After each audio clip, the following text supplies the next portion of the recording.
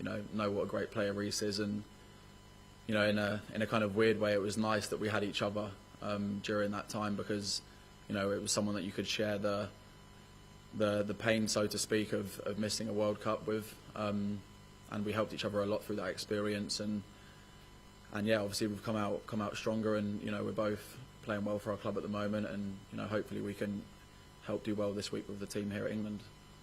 Gareth Southgate has talked about the lack of depth in the left back position, so yours is quite a timely return.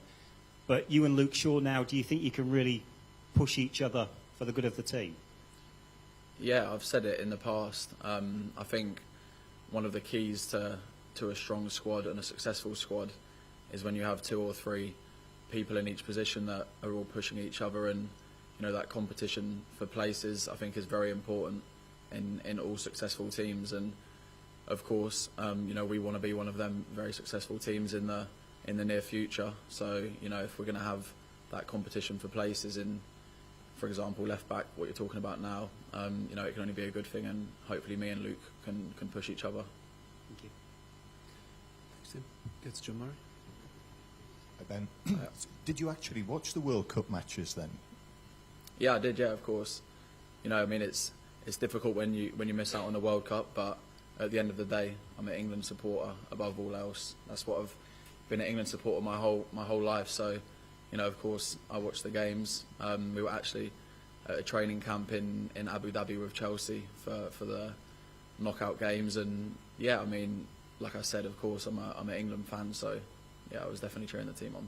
Was Reece James back with the squad at that point, or not, with Chelsea? With Chelsea, yeah. So you watched it together? Yeah, we watched it as a team, really. They put up a big screen in the hotel, and all the boys and the staff, we all sat down after dinner and would watch all the games every night. So it was nice that we got to do that together. So it must have been conflicting emotions then for you. Yeah, of course. When you've got teams that, a lot of different nationalities at Chelsea, and a lot of different players supporting different teams, but of course it's all in a light-hearted nature. The banter that we shared watching the games as arch nations, so to speak. And yeah, it was nice that we all got to watch the games together, like I said. For somebody who's won the Champions League, how much of it is it an ambition for you to do something, succeed with England as well? Yeah, I'm desperate to. The same way I think everyone here is desperate to win something with England.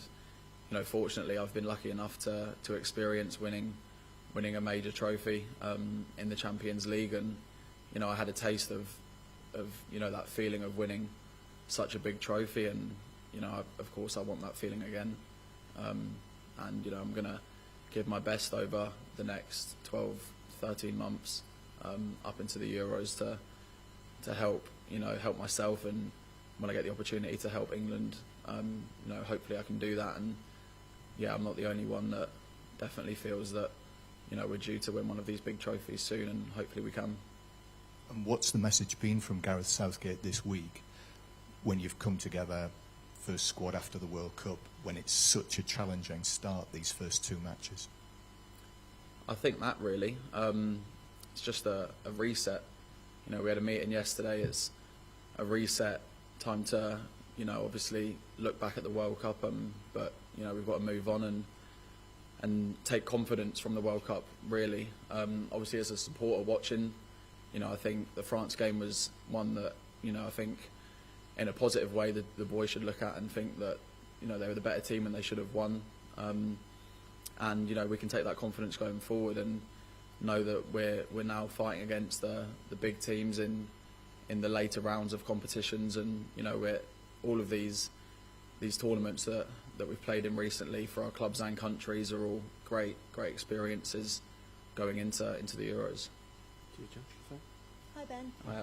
Was there like a reset meeting? Obviously you weren't out in Qatar, but the players that were, it's the first time they've all met up together, first time the injured players have been back. Have you had a kind of team meeting of, right, we start again now for Euro 2024?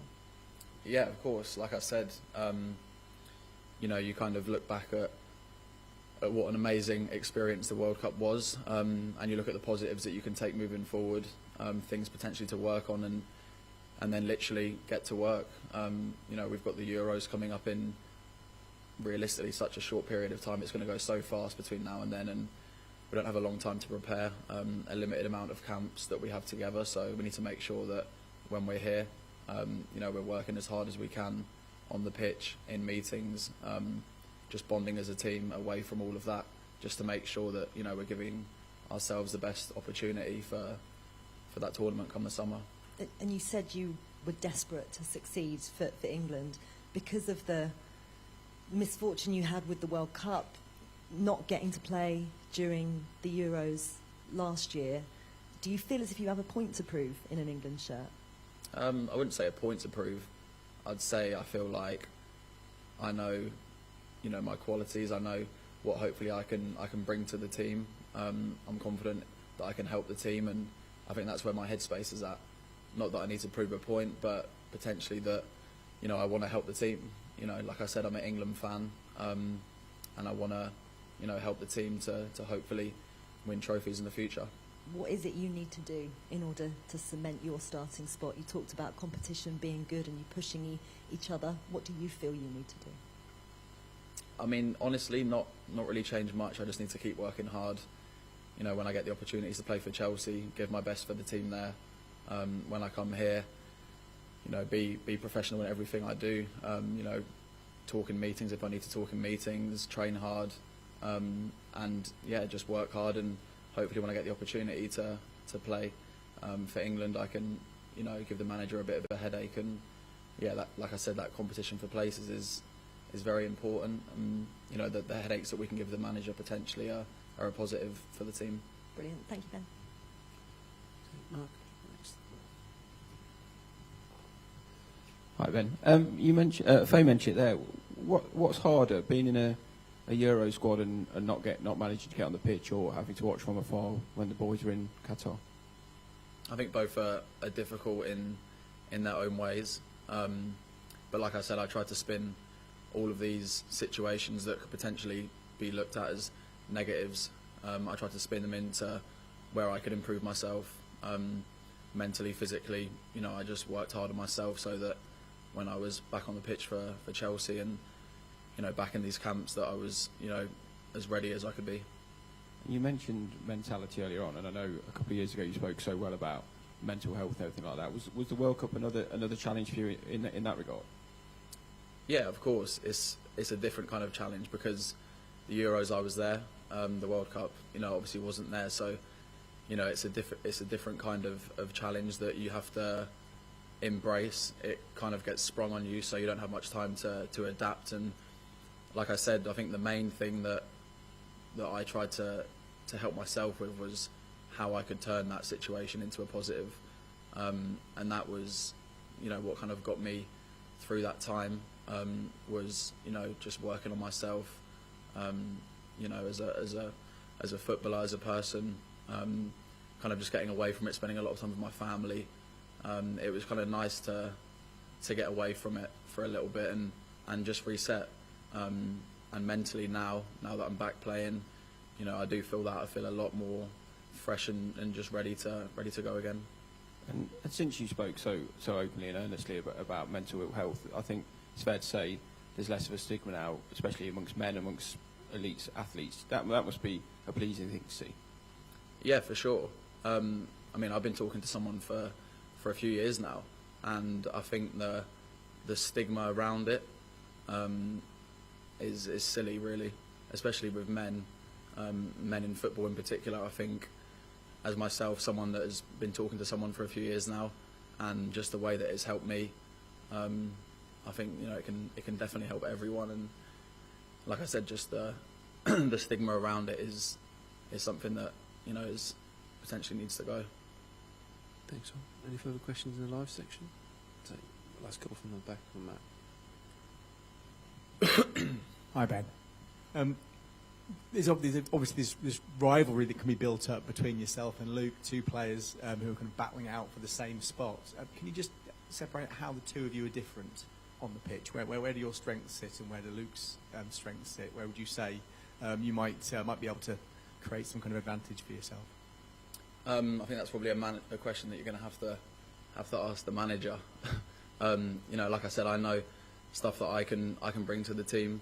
I'm sure Luke also knows stuff that he can bring to the team, but I think it's more about, you know, supporting each other, making sure that when either of us is given the opportunity to play, that we give everything for the team and, you know, show them strengths that the manager sees in us. And also, I think as a player, it's our responsibility to find out stuff that the manager wants us to work on, so that we can improve them and, you know, help the team and help ourselves with, you know, the hopeful, you know, opportunities to play. So it's your responsibility to find out what the manager wants from you. Have you found out what the manager wants from you? I mean, I've had conversations with him where he thinks I can improve and, you know, things like that. And yeah, I think, you know, they're things that stay in the dressing room. They're things that I go away from and you know, work on, and then, you know, try and, like I said, work on them, improve, and then when I get the opportunity to play, can show him that I've improved in that scenario, and give him a bit of a headache going on into the future. Last one from me. You're starting this group with two very challenging games. Is that a good thing for the team that you're starting against these, or would you rather have a nice gentle build up to these two big fixtures? No, I think these are two perfect fixtures for us. You know, these are the kind of nations that we want to be beating. We have to be beating if we want to win the major trophies. So, you know, we're going to have to play them in the next 12, 13 months, whether it's in the qualifiers or in the tournament. So, you know, these, you know, two great games, and no better way for us to start the campaign. Thanks, Matt. We'll finish the live section with James Robson. Hi. Just wanted to ask about Ivan Toney, who's in the squad. What have you made of his season? I just wonder what he's like to come up against as a player. Yeah, of course, he's having a brilliant season, playing very well for Brentford, scoring a lot of goals.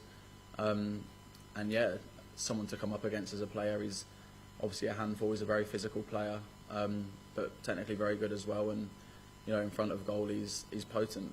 He scores a lot of goals. A great penalty taker, and, you know, we're very lucky that he's here with us. And it's a bit of a thankless task, of course, being the backup to Harry Kane. You know, do you think having someone in such goal-scoring form can improve Kane, if he can even be improved? Yeah, for sure. I mean, it goes back again to the competition in the squad.